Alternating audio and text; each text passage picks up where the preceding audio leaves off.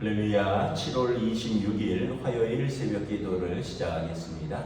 사도신경으로 우리의 신앙을 고백하시겠습니다. 나는 전능하신 아버지 하나님 천지의 창조주를 믿습니다.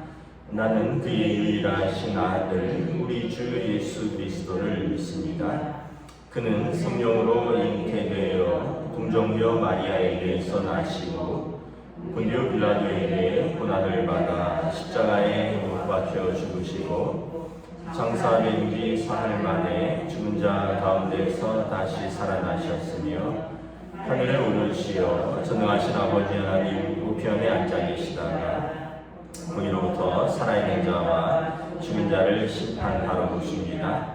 나는 성령을 믿으며 거룩한 공교회와 성도의 교제와 죄를 용서받는 것과 몸의 부활과 영생을 믿습니다. 아멘. 찬송가 325장 찬양하시겠습니다. 찬송가 325장입니다.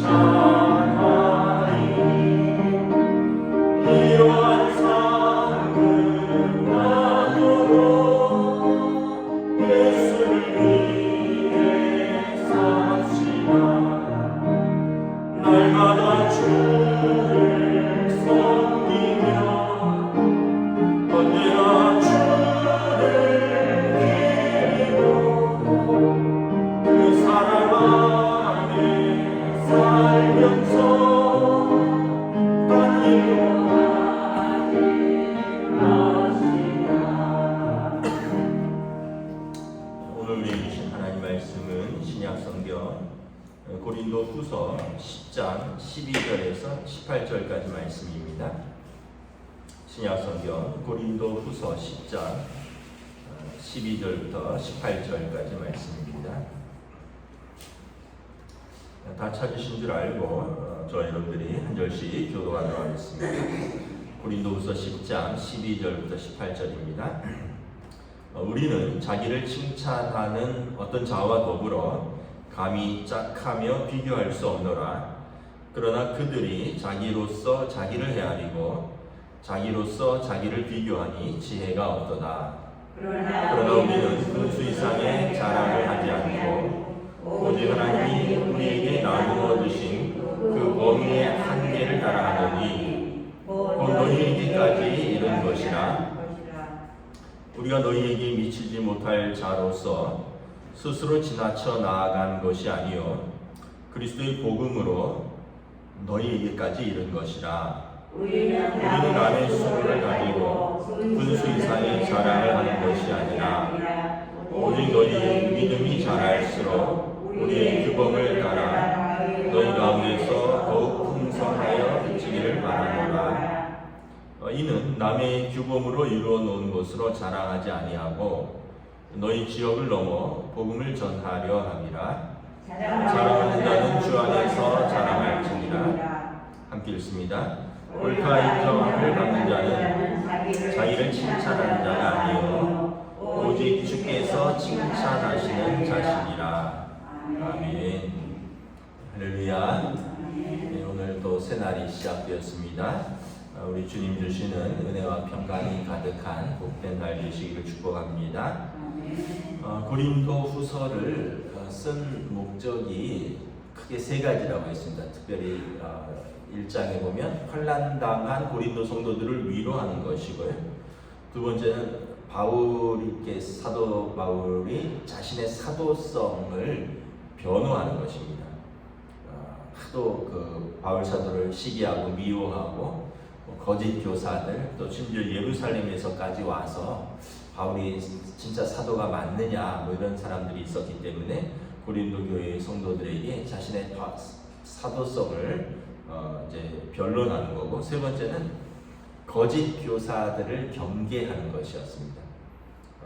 고린도 교회가 세워지고 또 하나님의 백성이 늘어나니까 그곳에 가만히 들어온 거짓 교사들, 유대주의자들, 영지주의자들, 또 세속주의자들이라고 했습니다. 유대주의자들은 할례도 받고 율법도 지켜야 된다 이런 사람들이고, 영지주의자들은 우리에게 고상한 영적 지식이 있으니 몸뚱아리는 아무래도 괜찮다, 이것은 썩어지는 것이고 몸뚱아리는 원래 악한 것이고 우리에게 중요한 것은 고상한 영적 지식이다. 세 번째는 이제 어떤 면에서 보면 이제 자기를 드러내고 자기를 자랑하고 사도 바울을 시기하고 모함하는 그런 사람들. 그래서 바울 사도가 이제 고린도전서 후서 10장에 보면 계속해서 이 거짓 교사들에 대하여 자신의 사도직을 변호하고 있는 거죠. 이 거짓 교사들이 계속 사도에 대해서 여러 가지를 말했죠. 고린도 교회를 방문한다고 했는데도 제때 방문하지 않았다. 이 사람은 말과 행동이 다른 사람이다. 약속을 하고 지키지 않는다. 또 복음을 또 온전히 전하지 않았다. 또 추천서가 없다. 우리는 예루살렘에서 가지고 온 추천서가 있는데 이 사람은 추천서도 없다. 또 어제 말씀해 보면 글은 힘이 있는데 직접 대하여 보면 좀 사람이 시원찮고 약하다. 이런 어떤 외모적인 것, 또 말하는 것, 이런 여러 가지를 사도 바울을 공격을 했죠. 12절에 보면 우리는 자기를 칭찬하는 어떤 자와 더불어 감히 짝하여 비교할 수 없도다. 이 거짓 교사들의 특징이 뭐냐면 자기를 칭찬하는 사람입니다. 그러니까 이 12절 하반절에 보면 그들이 자기로서 자기를 헤아리고 자기로서 자기를 비교하니 지혜가 없도다. 기준이 자기인 거예요. 자기로서 자기를 헤아리고 자기로서 자기를 비교하고, 자기가 기준이고, 그래서 모든 사람들을 자기가 판단하고 자기와 비교하고, 자기와 다르면 또는 자기보다 좀 생각이 다르거나 자기보다 어떤 방향이 다르거나 이러면 자기가 기준이니까 기준에 벗어난 것이죠. 늘 자기를 칭찬하는 사람입니다. 이 사람들은 이제 뭐라 그러죠? 교만한 거죠. 교만한 사람들.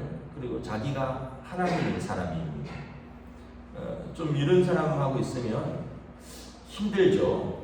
뭐 이야기하다 보면 결론은 자기 자랑으로 끝나는 거예요. 막 이야기하다 보면 결론은 자기의 어떤 자기가 잘하는 거를 자랑하고, 무슨 얘기하다 보면 나중에 보면 자기 집안 자랑하고, 무슨 얘기하다 보면 마지막에 보면 자기 재산 자랑하고, 무슨 얘기하다 보면 마지막에 자기 자식 자랑하고, 뭐 얘기가 끝이 항상 그런 걸로 끝나는 거죠. 그러면 다른 사람들이 참 대하기가 어렵죠. 한두 번이지. 자기로서 자기를 비교하고, 자기로서 자기를 헤아리고, 자기가 스스로를 자기를 칭찬하고, 그러니까 하나님 앞에서, 다른 사람 앞에서 교만한 사람들이죠. 13절에 보면 우리는 분수 이상의 자랑을 하지 않고 오직 하나님이 우리에게 나눠주신 그 범위의 한계를 따라 한다. 여러분, 사람이 자기 자신에 대한 자부심이 있어야 되죠. 그것도 없으면 자기 비하와 또 자기 자신에 대한 그 어떤 스스로를 못났다고 생각하면 또 세상을 살아가기 힘들죠. 자부심도 있고 어느 정도의 자기에 대한 자랑도 있어야 되지만 분수 이상의 자랑을 하지 말라는 것입니다. 분수를 지키라는 거죠. 월권하지 말라는 것입니다. 그 범위의 한계 안에서 하라는 것입니다. 여러분, 범위의 한계 안에서 하라는 것, 이게 어떤 면에서 보면 다른 사람의 권위를 존중하라는 의미입니다. 다른 사람의 권한을 존중하라는 것입니다. 누군가가 나의 권위와 나의 범위를 존중하기를 원한다면 당신도 그 사람의 범위와 그 사람의 권한을 존중하라는 거죠. 서로 한계를 지키라는 거예요. 그리고 만약에 남편이 결혼을 했는데 계속 부인이 하는 음식을 트집 잡아보세요. 뭐 간이 짜다는 둥, 싱겁다는 둥. 처음에는 그럴 수 있어요. 뭐 다 살림을 처음 시작했으니까 10년이 지나고 20년이 지났는데도 계속해서 30년이 지났는데도 우리 엄마가 해주는 거에 비해서 뭐 찌개가 뭐 이렇다는 둥, 뭐 맛이 어떻다는, 아니 평생 엄마가 해주는 거 먹다가 근데 결혼해서 뭐 몇 년 된 아내 입맛하고 다를 수 있죠. 근데 살아가면서 그 주부의, 가정주부의 권한이 있고 또 남편의 권한이 있고 이런 거지.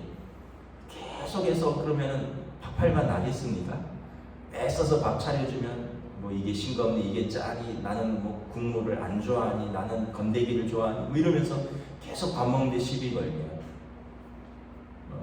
뭐 여러분, 제가 주일날 집에 돌아오면 만약에 뭐 그러진 않는데 집사람이 설교가 이러니, 설교가 저러니, 그 신학적으로 잘못되니, 설교가 기니, 예화가 어쩌니, 어쩌다 한두 번은 할 수 있죠.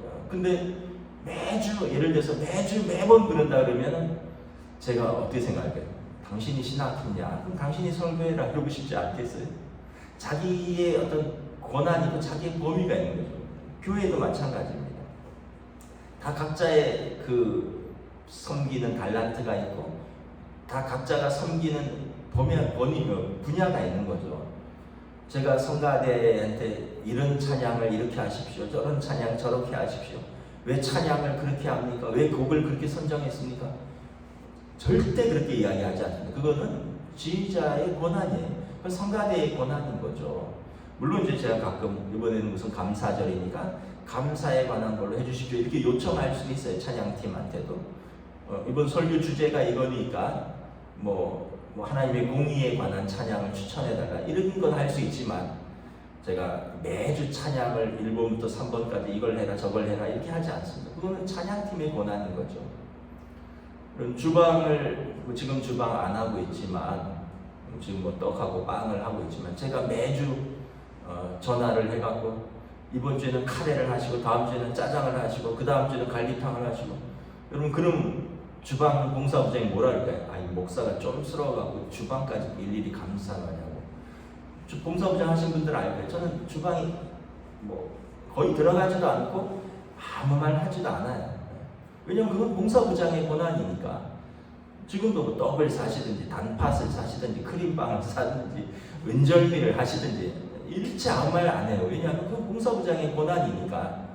그러니까 여러분, 우리가 각자의 범위에 한계가 있는 거죠. 그래야지 서로가 존중하고 서로를 인정하고, 그래야지 어떻게 보면 은사대로 섬길 수 있고, 그리고 다른 사람과 조화롭게 섬길 수 있는 거죠. 우리 당회도 마찬가지로, 당회도 당의원들이 목사의 어떤 목회 방침이나 철학에 대해서 존중하고 또 의견을 피력하고, 또 저도 장로님들이 저보다 인생의 경험들이 많아요. 어떤 분들은 전문가들이에요. 그 부분에 있어서는 평생 그 일을 하셨고, 또 뭐 지금 은퇴하셨고 뭐 그렇지만 그 분야에 있어서는 그 분야의 전문가들입니다. 저는 이제 목회 전문가고, 목양 신학을 전공했고, 또 이 부분에서 25년 이상을 했고, 또 장로님들은 각자 뭐 어떤 분은 소도를 하는 거, 어떤 분은 뭐 관리를 하는 거, 어떤 분은 뭘 하는 거, 다 각자의 자기 전문 분야들이 있어서 그 부분들을 이야기할 때 서로 존중하고, 받아들일 건 받아들이고, 조율할 건 조율하고, 이런 거지. 여러분, 누가 일방적으로 하지 않아요. 왜냐하면 그래야지 발전을 하는 거고, 그래야지 서로 조화를 이루는 거고, 그래야지 서로 일할 수 있는 거죠. 그래서 분수 이상의 자랑을 하지 않고, 범위의 한계를 따라 월권하지 않고, 함부로 간섭하지 않고, 자기가 기준이 되지 않는다는 것입니다. 근데 거짓 교사들은 사도에 대해서, 사도의 정체성에 대해서, 저 사람이 사도 맞냐, 사도가 전한 복음에 대해서, 복음을 뭐 절반만 전했다는 등, 복음을 훼손했다는 등, 그러면서 다른 사람에게까지 당신도 할례를 받아야 된다는 등, 아니 이방인들에게까지, 그러니까 다른 사람의 몸에까지, 사도가 전한 복음에까지, 사도의 정체성에게까지 자기가 모든 것을 간섭하고 판단하고 자기가 기준이고, 바울 사도가 보니까 교회를 어지럽히는 자들이라는 거죠. 14절에 보면, 우리가 너희에게 미치지 못할 자로서 스스로 지나쳐 나아간 것이 아니다. 그리스도의 복음으로 너희에게까지 이른 것이다. 고린도 교회 바울 사도가 가서 전한 것은 교만해서도 아니고 스스로 지나쳐서 간 것도 아니고, 성령께서 드로아에서 환상을 보여주잖아요. 마게도냐 사람들이 환상 중에 나타나서 와서 우리를 도우라. 성령께서 우리를 인도하시는구나. 그래서 그 빌립보로 가고 데살로니가로 가고 아덴으로 가고, 그러면서 고린도에 가고, 성령님이 인도하심에 따라갔고, 복음으로 그들에게 전한 것이죠. 어떤 다른 목적이 있는 것이 아닙니다. 자기 자랑이나 자기 열심이나 아니면 어떤 것도 아니고, 우리는 성령의 인도하심을 따라 복음으로 너희에게 갔고, 복음으로 이르렀고, 복음을 전했다는 것입니다. 그런데 거짓 교사들은 15절에 보면 남의 수고를 가지고 분수 이상의 자랑을 하는 사람들이라는 거죠. 남의 수고가 무엇입니까? 고린도 교회는 사실은 바울 사도와 그 브리스길라와 아굴라 부부가 개척한 교회입니다. 1년 반 동안 바울 사도께서 브리스길라와 아굴라 집에 머물면서 이 세 분이 함께 텐트 장막 깁는 일을 하면서 고린도 교회를 개척하고, 거기서 수고하고 땀 흘리고 1년 6개월 동안 말씀을 전하고 훈련하고 양육하고 기도하고, 그래서 교회를 개척하고, 그리고 이제 에베소로 떠난 거예요. 세 분이 다 떠났죠. 에베소로 가서 또 에베소 교회를 개척하고 거기서 수고하고 있는데, 들려온 소식은 외부에서 뭐 예루살렘에서 뭐 추천장을 가지고 왔다고 하는 사람들, 또 무슨 헬라 철학의 영향을 받아서 무슨 영지주의 고상한 지식이 있다고 하는 사람들, 뭐 이런 사람들이 들어와서는 바울 사도가 전한 복음은 가짜라는 분, 저 사람이 진짜 사도가 아니라는 분, 남의 수고를 가지고 와서 남의 수고로 세운 그 터 위에 숟가락 얹어서 잘할 생각을 해야지, 그거를 무너뜨리고 무시하고, 그리고 분수 이상의 자랑을 하고, 자기들이 추천장이 있으니까 자기들이 그러면 사도라는 얘기죠. 그러면 자기들이 영적인 고상한 지식이 있고 바울 사도가 전한 복음은 아니라니까, 자기들이 고상한 사람이고 자기들이 똑똑한 사람들이고 자기들이 복음에 합당한 사람이고, 그렇게 되는 거죠.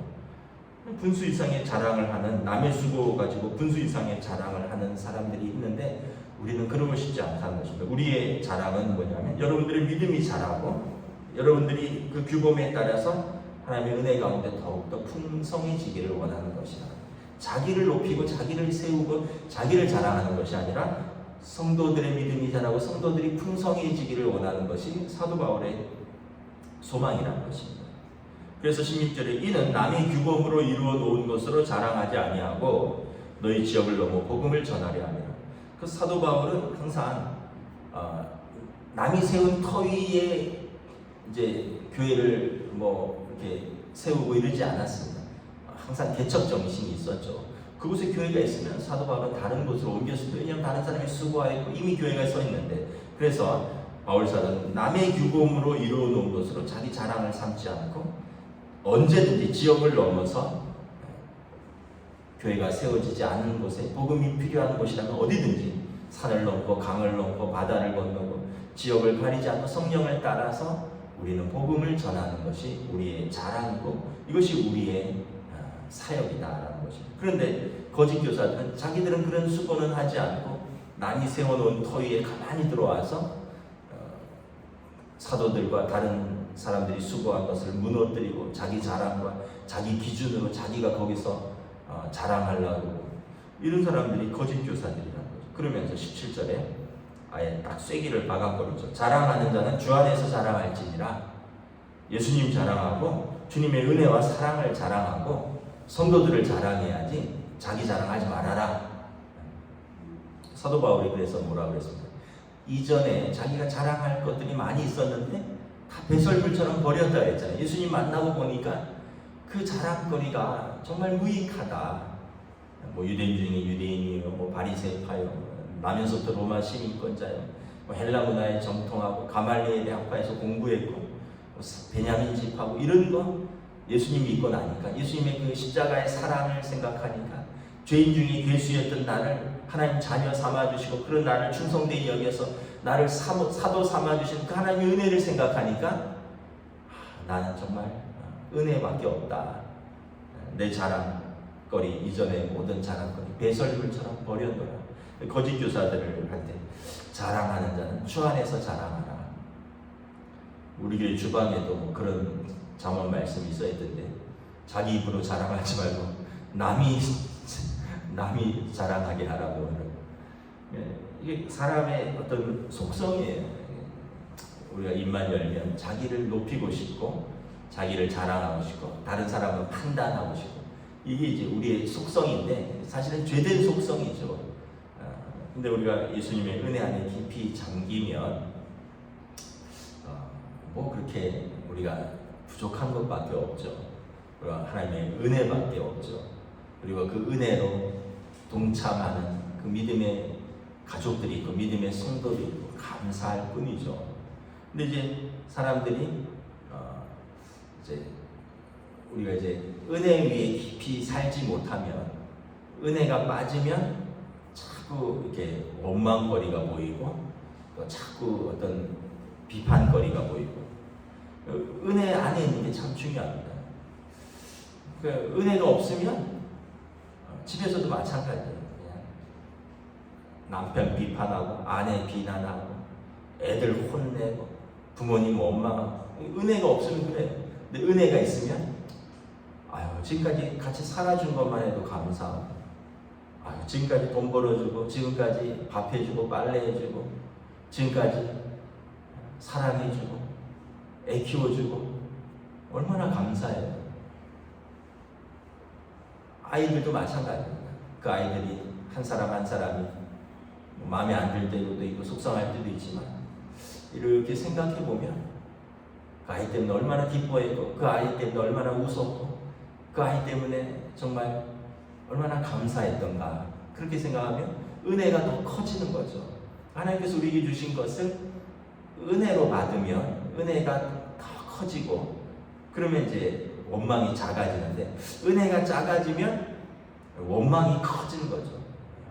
나한테 해준 게 뭐 있냐, 이런 식으로 되고, 교회도 마찬가지입니다. 하나님의 은혜가 크면 우리 교회에서 예배할 수 있는 거 감사하고, 여러분 감사하지 않아요? 대대로 한 교회를 섬길 수 있다는 거, 이거 정말 큰 은혜거든요. 여러분 대대로 한 회사에 다니는 것만 자랑할 게 아니에요. 대대로 한 교회를 섬기는 거 이거 정말 큰 은혜예요. 부모가 다닌 교회를 내가 다니고, 내가 다닌 교회를 내 자녀가 다니고, 아니 할아버지 할머니가 다닌 교회를 내가 다니고, 아니 그 교회에서 태어났고, 그 교회에서 세례받았고, 그 교회에서 결혼했고, 그 교회에서 장례 치르고. 여러분 이거는 정말 큰 은혜인 거죠. 내 인생의 사실 거의 전부를 하나님 앞에서 살았다는 증거거든요. 그러면서 같이 신앙생활한 성도들이 있고, 그러면서 같이 은혜를 나눴던 목사가 있고, 그러면서 같이 울고 웃었던 성도들이 있고, 큰 은혜인 거죠. 근데 이제 은혜가 빠지면 이제 아까 뭐 식구들에게 원망이 나오고 나한테 해준 게 뭐가 있느냐는 듯이 교회에 대해서, 뭐 하나님에 대해서, 성도들에 대해서 원망과 불평밖에 나오지 않는 것입니다. 그래서 여러분 은혜 안에 있는 게 참 중요합니다. 은혜의 강물에 사로잡혀 있는 것이 중요합니다. 18절에 옳다 인정함을 받는 자는 자기를 칭찬하는 자가 아니요 오직 주께서 칭찬하시는 자니라. 진짜 옳다 인정함을 받는 자는 마지막에 하나님 앞에서 우리 주님이 칭찬하시는 사람이 진짜 옳다 인정함을 받는 사람이라는 거죠. 스스로 칭찬하고, 그래서 다른 사람들의 칭찬을 바라고, 그러한 사람의 기준에 너무 휘둘리지 말라. 교만한 거짓 교사들은 자기가 기준이고 스스로 자기를 높이고 남의 수고 위에 그 수고를 가로채고, 그리고 성도들을 어지럽히고, 이 사람들은 나중에 하나님께서 책망하실 것이다. 하나님의 심판대 앞에서도 그들이 옳다 인정함을 받는지 내가 지켜보겠다, 이런 뜻입니다. 그래서 고린도 교회 성도들한테 그런 거에 휘둘리지 말고 하나님 앞에 믿음으로 서라라는 것입니다. 말씀을 정리하도록 하겠습니다. 우리가 이렇게 두 가지를 생각을 참 해보면 좋겠습니다. 하나는 예수님 말씀하신 거죠. 남이 나를 대접하기를 원하는 것처럼 나도 내가 먼저 남을 대접하라. 여러분 다른 사람이 나한테 어떻게 대하시기를 원하십니까? 친절하게 대하시기를 원합니까? 나를 존중하시기를 원하십니까? 그럼 그 사람을 친절하게 대하셔야 돼요. 그 사람을 존중하셔야 돼요. 다른 사람 무시하고 자기는 자랑하고 다른 사람 깎아내리고 다른 사람한테 화내고 그러면서 저 사람이 나를 존중하게 대하고 존중이 없고 나를 칭찬하기를 원한다면 바본 거죠. 바보예요. 그럼 내가 소리 지르고 내가 화내고 내가 무시했는데 그 사람이 나를 어떻게 존중하겠습니까? 항상 예수님이 말씀하신 황금률입니다. 남이 나에게 어떻게 대하기를 원하는 것처럼 나도 그 사람을 대하라. 먼저 대하라는 것입니다. 두 번째는 제가 최근에 그 선배 목사님 말씀이 생각나서 말씀드리는데, 예수님의 십자가와 나의 죽음을 생각하면 모든 것은 단순해진다. 너무 복잡하게 살 필요 없습니다. 주님의 십자가의 사랑, 그리고 내가 나의 죽음, 내가 주님 앞에 설 것 생각하면 다른 것으로 그렇게 복잡하게 살 필요 없는 거죠. 간단히 단순해지는 것입니다. 우리가 사람과의 관계도 그렇고 우리가 하는 일도 그렇고 우리의 모든 믿음, 또 우리의 모든 사랑, 우리의 모든 소망은 우리가 하나님 앞에서 사랑하는 것이고 하나님 앞에서 믿음으로 인정받을 것입니다. 기도하겠습니다. 하나님 은혜를 감사합니다.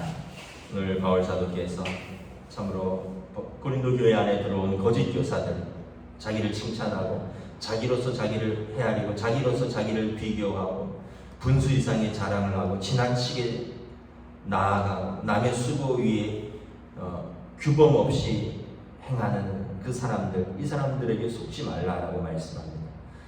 하나님 앞에서 자랑하고, 자랑할 것은 주 안에서 자랑하라. 우리는 하나님 앞에서 최종 판단을 받을 사람들이라 말씀하고 있습니다. 오늘 우리들의 삶의 자리에서도, 우리 가정에서도 그렇고 우리 일터에서도 그렇고 우리 교회에서도 그렇고 우리가 함께 관계를 맺으며 살아가는 사람들, 또 함께 예배하며 살아가는 사람들, 또 함께 평생 하나님 앞에 살아가는 우리 가족들, 성도들 앞에서 우리가 언제나 겸손하고 서로를 존중하고 그리고 믿음의 동역자로 서로 사랑하며 그 수고를 인정하고 그 서로의 고난을 존중하면서 우리의 그 범위 안에서 하나님 안에서 살아가는 귀한 성도들, 그들의 가정, 그들의 일터 우리 교회로 세워주시옵소서. 감사를 드리오며 우리 주 예수 그리스도의 이름으로 기도드리옵나이다. 아멘. 하늘에 계신 우리 아버지, 아버지의 이름을 거룩하게 하시며 아버지의 나라가 오게 하시며 아버지의 뜻이 하늘에서와 같이 땅에서도 이루어지게 하소서. 오늘 우리 일용할 양식을 주시고 우리가 우리에게 잘못한 사람을 용서하여 준 것 같이 우리 죄를 용서하여 주시고 우리를 시험에 빠지지 않게 하시고 악에서 구하소서. 나라와 권능과 영광이 영원히 아버지의 것입니다. 아멘.